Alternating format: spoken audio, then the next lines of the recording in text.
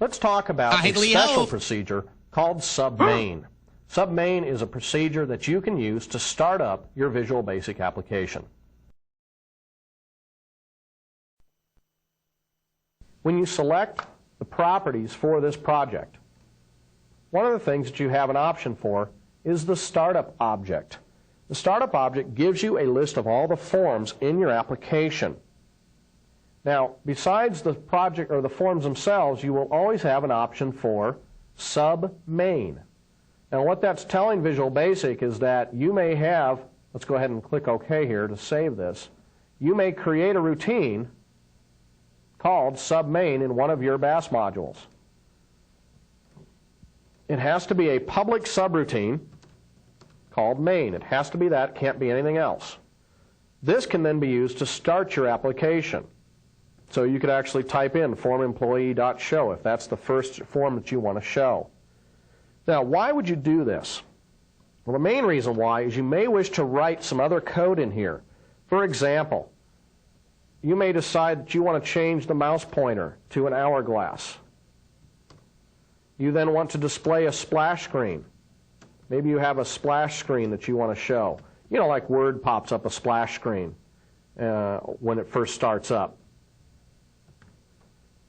Now, the reason you might do this is that form employee might actually be a very large form, something that has a lot of graphics on it, so it takes a while to load. Well, the submain doesn't take very long to load, so you'll get the hourglass right away. The splash screen can load up very quickly because it's usually not very heavy duty. And then while the user is looking at the splash screen, you can be loading your main form. There's a key word called load that you can actually load your employee form. Then, of course, you could unload the form splash screen, which I realized I misspelled that up here. Not that it matters. We would unload that, and then we could do a form employee.show. Now, the reason that this works a lot faster, it's really not faster, it's just the apparent speed. Because submain will start very quickly. We get the hourglass started, so after the user clicks on your icon in the folder or on the desktop, the hourglass turns right away to an hourglass, the pointer does. We then pop up a splash screen, so the user's looking at that, and then you start loading the employee form. Well, loading it's not the same as showing it, so it just loads in memory. We then unload the splash screen, and then we show the employee form, and boom, it comes right up because it's already been loaded. Now, of course, the last thing that you'd probably want to do is you would set the mouse pointer back to the default. And that would be a pretty typical submain routine that you would use. And again, we haven't talked about all these concepts yet of mouse pointers and things like that, but you can see that it's pretty easy to follow.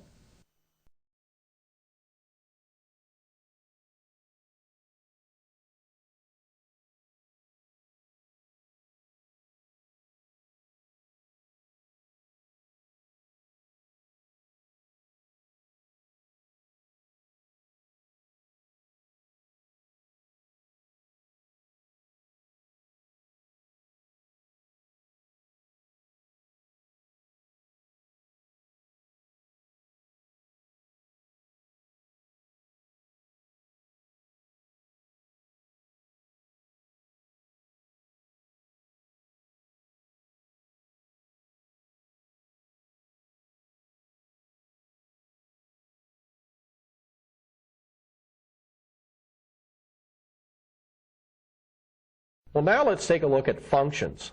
Functions are like procedures. They have basically the same type of syntax. However, they return one value to you. So we use this whenever we need to get a value back from a routine that you've written. Let's take a look at functions. Now, as I mentioned, functions are essentially the same as procedures in that they perform some set of code that you've written. The only difference is they're going to return a value to you. Now, you return a value from a function by setting the function name equal to the value you want to return. So, for example, we could type into a code window, private function, or it could be public, private function employee display, open and close parentheses, as a string. You need to give it a return type. Just like you declare a variable as a certain type, You need to tell it what type of data is going to be returned from this particular function. So here I'm going to dim a string emp as string. I'm then going to set string emp equal to my last name is, and then I'm going to concatenate on the last name field from our employee form. And then I'll concatenate onto that, and my first name is, and then I will concatenate on the first name text box. Then I take this string that we've built up, and I take that string and I assign it to employee display, which is the name of the function. This then creates a return value that I can grab then from wherever I'm calling this function from. So to call this, you need to have the return value actually go somewhere. So in this case, what I've got is I've dimmed string name as a string. Then I set string name equal to the call to employee display function. So what happens is the employee display function runs and it returns this value to us. We can then do a message box and pop up that string name. Now, of course, you don't really need to assign it to a variable first to pass it to the message box. You could say message box employee display. What will happen is the employee display function will run, return the value, and then pass that value as a parameter to the message box function. And we're going to talk about parameters and arguments here in just a couple minutes. But this is how functions work. Naming functions, same rules as procedures. They have to begin with a letter. After that, any combination of letters, numbers, and underscores. Okay, again, try to keep the underscores out of there, I would. Also, the scope of functions, same as procedures. They can be public or private.